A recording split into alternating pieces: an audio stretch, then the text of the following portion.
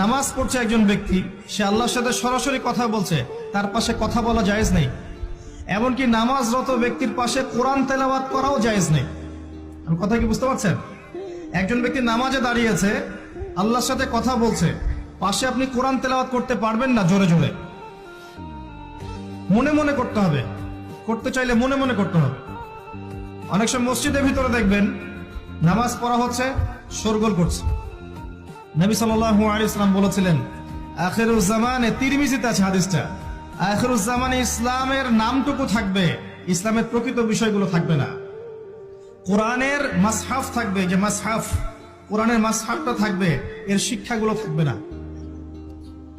মসজিদগুলো হবে চাকচিক্যময়, কিন্তু মসজিদ হবে হেদায়েত শূন্য। আর চতুর্থ লাইনটা আরো ভয়ঙ্কর। 4 নম্বর লাইনে গিয়ে নবীজি বলেছেন সাল্লাল্লাহু আলাইহি ওয়াসাল্লাম, আসমানের নিচে জমিনের উপরে আল্লাহর সবচেয়ে নিকৃষ্ট সৃষ্টি হবেন এক শ্রেণীর আলেম, যাদের থেকে ফিতনা ছড়াবে এবং তাদের দিকেই ফিতনা ফিরে আসবে। তিরমিজির মধ্যে হাদিসটা আছে, যে কোন আলেমকে জিজ্ঞাসা করেন এটা কোন শ্রেণীর আলেম, এটা বোঝার জন্য আপনার পিএইচডি করার দরকার নাই।